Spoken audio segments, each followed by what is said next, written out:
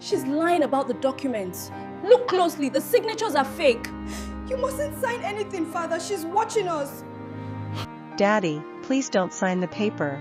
9-year-old Ada burst into her father's study in their Lekki home, tears streaming down her face. Chief Emeka Okafor looked up from the legal documents spread across his mahogany desk, his new wife Ngozi standing beside him with a pen. What would you do if your child sensed danger you couldn't see? Hit like if you trust a child's intuition, and comment where you're watching from. Emeka was 45, a successful real estate developer still grieving his wife Amara who died 2 years ago from cancer.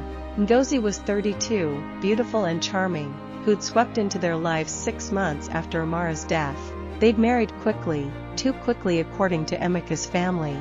But he'd been lonely and Ngozi had seemed perfect. Kind to Ada, supportive, loving, but Ada saw something her father didn't. She'd heard whispered phone calls late at night, seen strange men visiting when her father traveled for business, noticed how Ngozi's eyes turned cold when they were alone. And now these papers. Papers Ngozi said were just formalities to add her name to the house and business accounts. For security, she'd smiled. Ada, go to your room, Ngozi said sharply, her smile vanishing. Your father and I are handling adult business. But Ada stood firm, her small hands clenched into fists. Daddy, please. Something's wrong.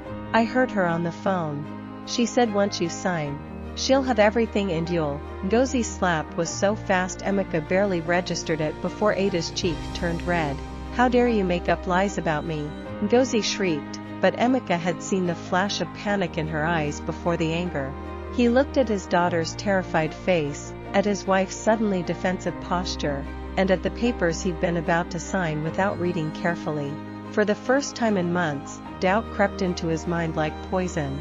Emeka sent Ngozi out of the room despite her protests, then knelt before his daughter. Ada, look at me. Tell me everything you've heard, everything you've seen. And don't be scared of making Ngozi angry. If something's wrong, I need to know. Ada took a shaky breath and began, her words tumbling out like a dam breaking. She told him about the man she'd seen leaving their house 3 weeks ago when Emeka was in Abuja, how Ngozi had claimed he was a plumber but Ada had seen them kissing in the kitchen. About phone calls where Ngozi whispered about the plan working perfectly and once the papers are signed, he's finished. About finding bank statements in Ngozi's drawer showing she'd been withdrawing money secretly. She said to someone on the phone that you're stupid for trusting her, that men are easy to manipulate when they're lonely. She said Mama's death was perfect timing. Tears ran down Ada's face. I miss Mama. She would never hurt us. Why did you marry someone who wants to hurt us? The question hit Emeka like a physical blow. He'd been so desperate to fill the void Amara left, to give Ada a mother figure, that he'd ignored red flags. Ngozi's rush to marry, her insistence on joint accounts, her isolation of him from friends and family who'd questioned the relationship. He'd called them jealous. What if they'd been protective? What if his 9-year-old daughter saw clearer than he did? Baby, I need you to be very brave, Emeka said quietly. Can you remember who Ngozi was talking to on the phone? Did you hear a name? Ada nodded. Uncle Tunde, the man who came to our house. She called him Uncle Tunde and said he should be patient, that they'd have everything soon. Emeka's blood ran cold. Tunde Adebayo, his former business partner whom he'd fired for embezzlement 3 years ago. Emeka called his lawyer immediately, a sharp woman named Barrister Funmi who'd handled Amara's will. She arrived within the hour, taking the unsigned papers with a grim expression. Chief, these aren't routine documents. If you'd signed, you'd have transferred 80% ownership of your properties and businesses to your wife, with her as sole beneficiary if anything happened to you. Anything happened to me? Emeka's voice was hollow. Funmi nodded gravely. Combined with your daughter's testimony about this Tunde character's involvement, I'd say you were being set up for either a massive financial fraud or worse. We need to investigate your wife immediately. And Chief, until we know the full extent of this, don't let her know you're suspicious. Emeka felt sick. The woman he'd married, who slept beside him every night, who'd held him when he cried for Amara, was planning to destroy him? With his old enemy Tunde? It was too much to process. But looking at Ada's frightened face, he knew he had to be strong. His daughter had saved him. Now he had to protect her. Ngozi returned to the study with a forced smile, her earlier anger masked. "Darling, I'm sorry I lost my temper. Stress from planning our anniversary trip. Shall we finish signing?" Emeka smiled back, a smile that didn't reach his eyes. "Actually, let's wait. My lawyer wants to review everything first." Standard procedure. The flash of fury in Ngozi's eyes was quickly hidden, but Emeka saw it. Saw the calculation, the panic, the realization that her timeline was threatened. "But darling, we discussed this. The papers need to be filed this week for the tax benefits." Her voice was honey, but underneath was steel. And Emeka finally heard it. That night, Emeka pretended everything was normal. He ate dinner with Ngozi and Ada, laughed at jokes, discussed mundane topics. But he'd installed security cameras in his study earlier and asked Funmi to hire a private investigator. Whatever Ngozi and Tunde were planning, he needed evidence. Hard, undeniable evidence that would hold up in court. Funmi's investigator was a former police detective named Mr. Okonkwo, thorough and discreet. Within 2 days, he returned with a file that made Emeka's hands shake.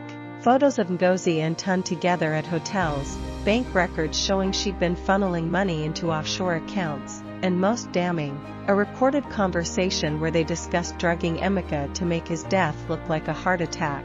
"They were going to kill me," Emeka whispered, the words barely audible. Okonkwo nodded grimly. "After you signed the papers transferring your assets, you had maybe 2 weeks to live. The plan was for Ngozi to play the grieving widow, inherit everything, then discover she and Tunde had fallen in love. They'd be rich, you'd be dead, and your daughter would be an orphan." Emeka thought of Amara, of how hard she'd fought to stay alive for him and Ada. He thought of the life insurance, the properties, the business empire he'd built for his family's future. And this woman, this stranger wearing his wife's title, had planned to steal it all and murder him. Rage filled him, cold and calculating. Ngozi wanted to play games? She'd just met a master. "We go to the police," he said firmly. But Okonkwo shook his head. "Not yet. We need her to make a move that we can catch on camera, something undeniable. Right now, she can claim the recordings are fake, the photos innocent. We need her to act, and we need your daughter protected." As if summoned by her mention, Ada appeared in the doorway, and both men realized she'd heard everything.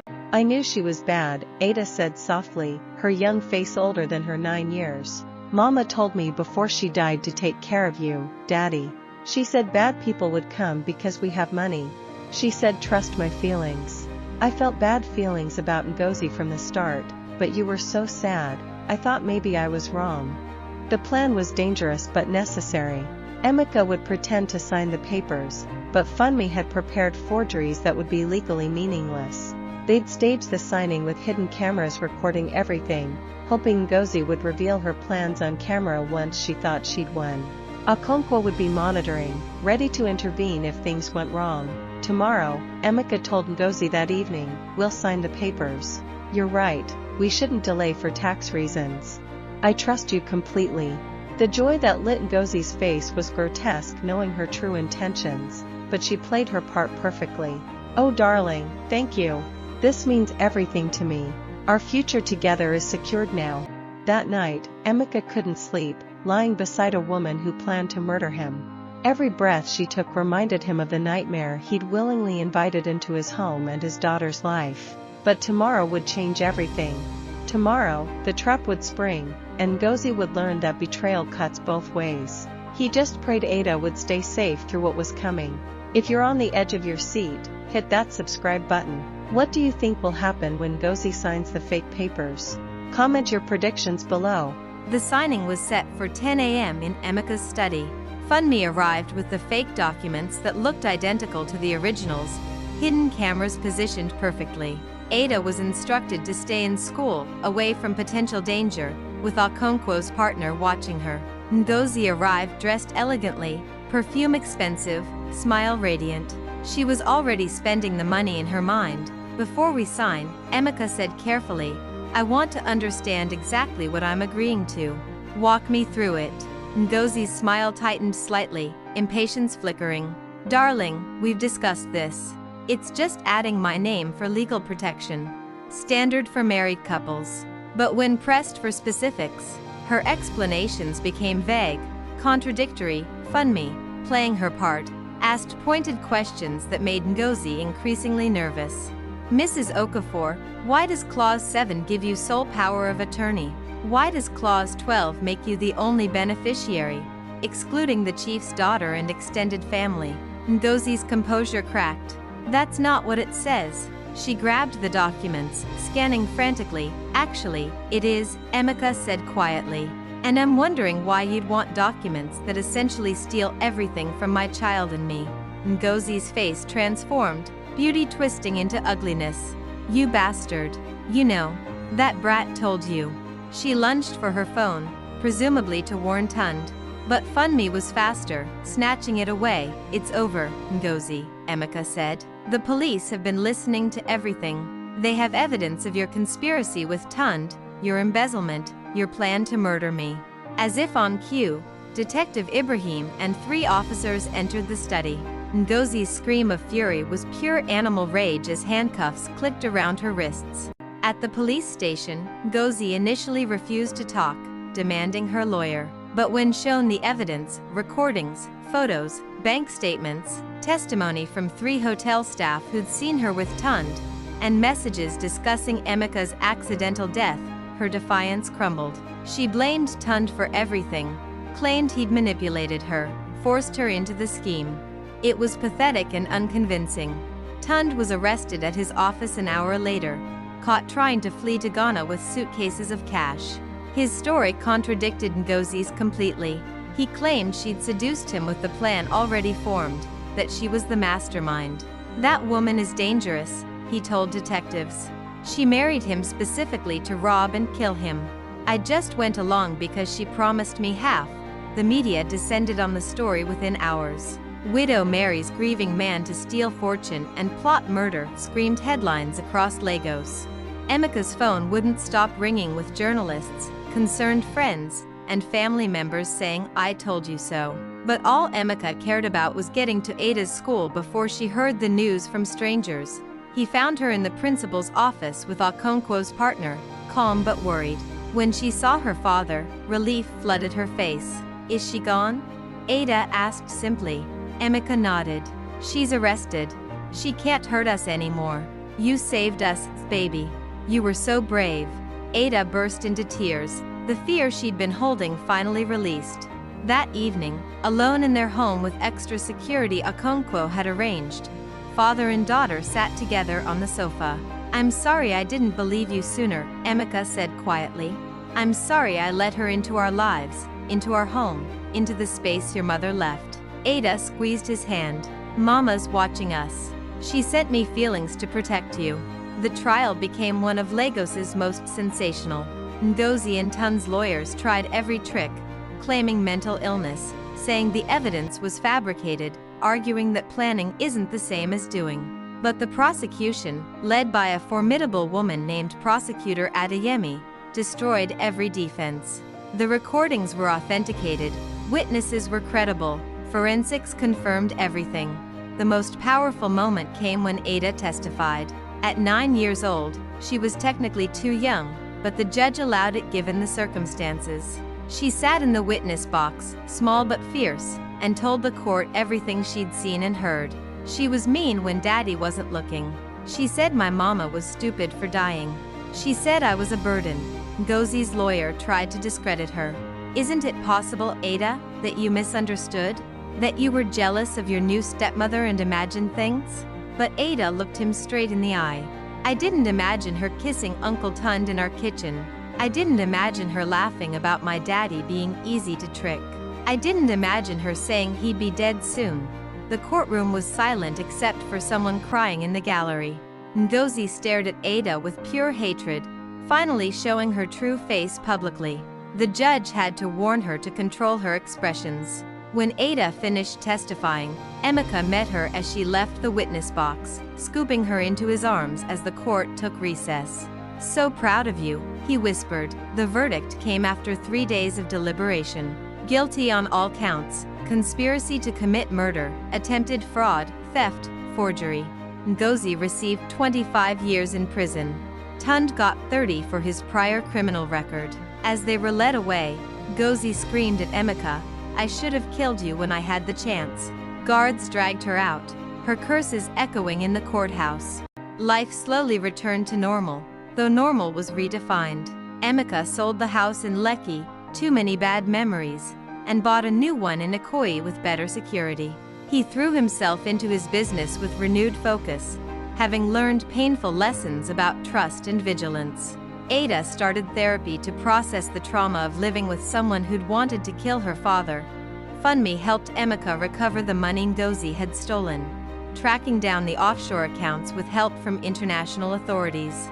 It took 6 months, but they recovered about 70%. The rest was lost in tons spending sprees and legal fees. Emeka donated a portion to domestic violence organizations and fraud awareness programs. Ada's school wanted her to speak at an assembly about intuition and speaking up when something feels wrong. She agreed, nervous but determined. "Sometimes adults don't listen to kids because we're young," she told 300 students. "But kids see things adults miss. If something feels wrong, tell someone. Keep telling until someone listens."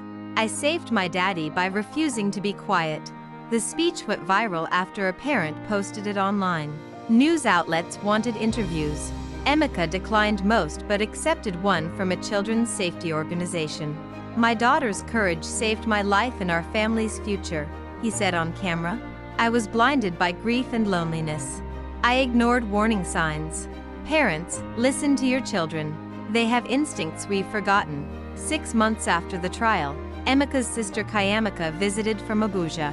She'd been one of the family members warning him about Ngozi, whom he'd dismissed as jealous. "I'm not here to say I told you so," she said gently. "I'm here to say I'm proud of you for protecting Ada once you knew the truth. And I'm proud of that brave little girl." A year after Ngozi's arrest, Ada turned 10. Emeka threw her a party at their new house, inviting family, school friends, and the people who'd helped save them, FundMe, Okonkwo, Detective Ibrahim, and Prosecutor Adeyemi. It was joyful and healing, filled with laughter and cake and children playing. For the first time since Amara's death, their home felt truly alive again. During the party, Ada pulled her father aside. "I'm not sad anymore," she said. "I was sad for so long after Mama died. Then scared when Ngozi came. But now I'm just happy. We're safe, we're together, and I know Mama's proud of us." Emeka hugged her tight, tears in his eyes. "She is.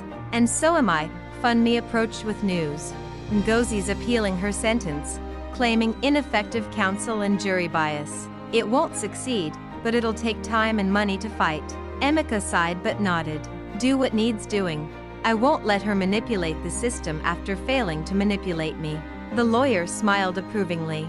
"That's the spirit." Later, as guests were leaving, Prosecutor Adeyemi pulled Emeka aside. "I've seen hundreds of fraud cases, but this one haunts me. If your daughter hadn't spoken up, you'd be dead and Ngozi would be a wealthy widow. Never take her courage for granted."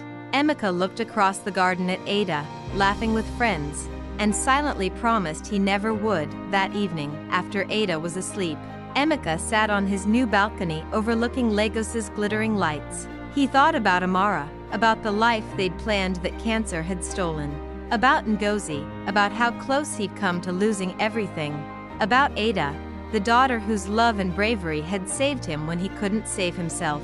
Are you inspired by Ada's courage?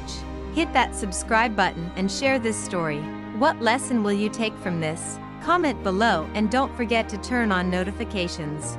2 years after the trial, Emeka received an unexpected letter from prison. Ngozi wanted to see him, claimed she had information he needed to hear. His first instinct was to refuse, but Detective Ibrahim advised meeting her with proper precautions. "Sometimes closure comes from facing the monster," he said. Emeka agreed, but insisted Ada stay far away from this. The prison visit was surreal. Ngozi looked older, harder, her beauty eroded by prison life. She sat across from Emeka behind thick glass, handcuffed, and for a moment said nothing. Then, "I'm not sorry for trying. I'm sorry I failed." Her honesty was almost refreshing after so many lies. Emeka just stared at her, waiting. "Tunde approached me first," she admitted. "After your wife died, He saw an opportunity. He knew you were vulnerable, wealthy, and isolated by grief. He found me at a club, offered me money to seduce you, marry you, and help him rob you. I said yes because I was broke and angry at the world. I didn't plan to kill you initially. Initially? Emeka's voice was cold. Ngozi shrugged. You were actually kind, patient, a good father. For a moment, I almost felt guilty. But then I saw the account balances, the properties, the investments. And I thought, why split it with Tunde? Why not have it all? That's when killing you made sense. A widow gets everything. The casual admission of how close Emeka had come to death made him nauseous. Why are you telling me this now? Ngozi smiled bitterly. Because I have cancer. Stage 4. I'll die in here. And I wanted you to know that your daughter was right about me from day one. That kid saw through me when everyone else bought the act. Treasure her. Emeka left the prison shaken. He drove to Ada's school and pulled her out early, needing to see her, to hold her, to remind himself why fighting back had mattered. What's wrong, Daddy? Ada asked, concerned by his tight grip. Nothing's wrong, he said. Everything's exactly right. I just needed to tell you. I love you. Ada was 12 when she decided she wanted to be a lawyer like Funmi. I want to help people who are being lied to and hurt, she explained at dinner. I want to protect families like Anti-Funmi protected us. Emeka's heart swelled with pride. His daughter had turned trauma into purpose, fear into strength. Funmi, now a close family friend, mentored Ada, taking her to court proceedings appropriate for her age and explaining legal concepts. You have the instincts for it, Funmi told Ada. You see through deception. You're not afraid to speak truth. Those are gifts that make great lawyers. Ada absorbed everything like a sponge, determined and focused. The news came that Ngozi had died in prison. Her cancer aggressive and painful. Emeka felt nothing, no satisfaction, no pity, just emptiness. He didn't attend the burial, didn't acknowledge her death publicly. She'd been erased from their lives long before death made it official. Ada, when told, simply said, I hope she found peace. We already have ours. Tunde was still in prison, his appeals all denied. He'd written Emeka several times over the years, half apologizing, half justifying, always asking for financial help for his legal fees. Emeka never responded. Some people didn't deserve second chances. Some betrayals were unforgivable. Tunde would die in prison too, probably, and Emeka felt no guilt about it. 3 years after the trial, Emeka started dating again, cautiously. A widow named Folake whom he'd known from church before Amara's death. She'd lost her husband to a car accident and understood grief's weight. They took it slow, painfully slow, and Emeka introduced her to Ada only after 6 months of careful vetting. Ada liked Folake, who never tried to replace Amara but carved her own gentle space in their lives. She's kind, Ada told her father after their first meeting. She looks at you like she sees you, not your money. That assessment, from the girl who'd saved him by seeing through Ngozi, meant everything. Emeka breathed easier. The relationship progressed naturally over 2 years. Folake never pushed for commitment, never asked about finances, never showed interest in anything but Emeka and Ada's well-being. Her own children were grown, independent, supportive of their mother's happiness. When Emeka finally proposed, it was without the desperate loneliness that had driven him to Ngozi. The wedding was small, intimate, nothing like the elaborate affair Ngozi had demanded. Just family, close friends, and the people who'd stood by them through the nightmare. Ada was maid of honor at 14, standing tall and proud. During the ceremony, Emeka included vows to her. I promise to always listen, to always trust your instincts, to always protect our family. Folake settled into their lives like she'd always belonged, respecting Amara's memory while building new traditions. She taught Ada to cook traditional dishes, helped with homework, attended school events, and never once tried to access Emeka's accounts or properties. The contrast to Ngozi was stark, healing. This was what a blended family should look like. One evening, Ada asked Folake, "Aren't you curious about Daddy's money? About what he has?" Folake smiled gently. "I'm curious about his heart, about his character, about whether he'll be faithful and kind. Money comes and goes. Character is forever. Your father's wealth is his, built for you, his child. I have my own resources. I don't need his. Years passed peacefully. Ada graduated high school with honors, got accepted to University of Lagos Law School, and threw herself into studies with Funmi as her inspiration. She volunteered at legal aid clinics, helping women escape abusive marriages and financial fraud. I'm paying forward what was done for us, she explained. Emeka, now in his 50s, had built his business even larger, more carefully, with better security and fewer blind spots. He'd remarried well, raised an incredible daughter, and learned that loneliness was better than bad company. He'd also become an advocate for fraud awareness, speaking at conferences about his near destruction. The Ngozi case became a cautionary tale in Nigerian legal circles, taught in law schools as an example of conspiracy, attempted murder, and financial fraud. Ada attended one such lecture in her second year, listening to her own story discussed academically. Afterward, she approached the professor. I'm Ada Okafor. That's my family story you just taught. The professor was stunned, then deeply moved. Your testimony in court at 9 years old is legendary. You've inspired an entire generation of legal reform around children's testimony credibility. How does it feel hearing your trauma analyzed? Ada considered. It feels like it mattered. Like we suffered but turned suffering into protection for others.